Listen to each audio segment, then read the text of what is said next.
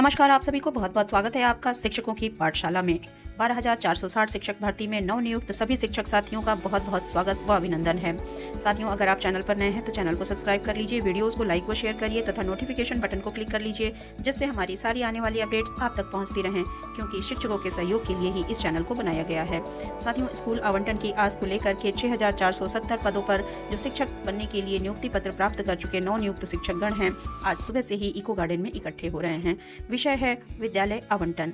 आज शिक्षा मंत्री जी से मुलाकात करने की योजना थी, लेकिन वह फलीभूत न हो पाई, क्योंकि लखनऊ के इंदिरा गांधी प्रतिष्ठान में ग्लोबल इन्वेस्टर्स समिट चल रहा था, जिसका चौथा समारोह का उद्घाटन आज माननीय प्रधानमंत्री जी के कर कमलों द्वारा संपादित होना था।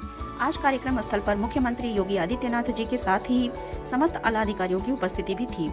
यूपी ग्राउंड ब्रेकिंग सेरेमनी के चौथे समारोह को 19 से 21 फरवरी को आयोजित किया जाना है, जो कि लखनऊ के इंदिरा गांधी प्रतिष्ठान में चल रहा है। यहाँ पर 10 लाख करोड़ की परियोजनाओं का भूमि पूजन व उद्योगपतियों को सीएम योगी जी के द्वारा डिनर का कार्यक्रम रखा गया है। साथियों, आर्टिफिशियल इंटेलिजेंस पर विशेष कार्यशाला, प्रत्यक्ष विदेशी निवेश नीति पर चर्चा तथा इसके साथ साथ 5 लाख लोगों को रोजगार देने का लक्ष्य भी रखा गया है।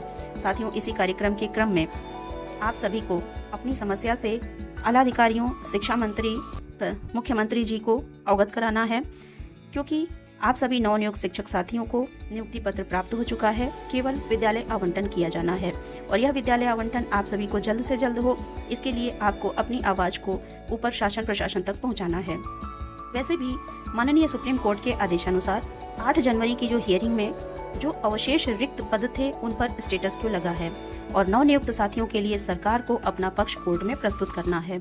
फिर कोर्ट की हियरिंग की डेट बार बार क्यों बदली जा रही है? इसमें सरकार द्वारा अर्जेंसी लगा करके अपना जो एफिडेविट है उसको कोर्ट में प्रस्तुत करना चाहिए और इन सभी मांगों के साथ ही आप सभी को एकजुट होकर के शासन प्रशासन तक अपनी आवाज़ को ज्ञापन के माध्यम से पहुंचाना है, बहुत ही शांतिपूर्वक। यह विशेष जो प्रक्रिया है उसमें शासन प्रशासन तक आपकी आवाज़ जब ज्ञापन के माध्यम से पहुंचेगी, डायरेक्ट आपके अधिकारियों से बात होगी, माननीय मंत्री जी से बात होगी, तो आपकी बात को वो बिल्कुल ही समझेंगे और आपके विद्यालय आवंटन के कार्य में जरूरी तेजी आएगी। साथियों, बार बार फोनिक वार्ता से यही निकल कर आता है कि कार्य चल रहा है, परंतु अभी तक 1 माह से ज़्यादा का समय बीत चुका है, लेकिन अभी तक कोई दिशा निर्देश जारी नहीं हुआ है। इसी बीच कुछ जिलों से यह भी सूचना प्राप्त हो रही है कि वहां पर नियुक्ति पत्र प्राप्त कर चुके नवनियुक्त शिक्षकों से बीएसए ऑफिस पर साइन भी नहीं कराया जा रहा है। साथियों, ये समस्याएं थोड़ी जटिल हैं, इसलिए आपको अपनी आवाज़ को ऊपर तक पहुंचाना ही होगा। आपको यह बहुत ही आवश्यक है, क्योंकि फरवरी माह बहुत ही इम्पोर्टेंट है, आप सभी जानते हैं। तो आप सभी को एकजुट होकर के कार्य करना है, आपको सफलता जल्दी ही प्राप्त होगी। समस्त जिलों से जो शिक्षक साथी जो चयनित हैं वो इको गार्डन पहुंच चुके हैं। आप सभी को एकजुट होकर के अपनी बात को शासन प्रशासन तक पहुंचाना है।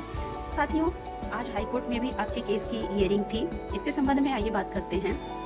तो साथियों, जो सेकंड काउंसलिंग में ओपन टू ऑल का जो ऑप्शन था उसको लेकर के अचयनितों ने ऑब्जेक्शन डाला है, उसके संबंध में बात करते हैं। यहाँ पर जो कॉज लिस्ट है उस आपके समक्ष है, इसमें आप देख रहे हैं कि आपका केस जो है वो 420 नंबर पर एडिशनल केस में लगा हुआ है। जो रेट 221/2024 है, यह निधि शुक्ला एंड अदर्स का है।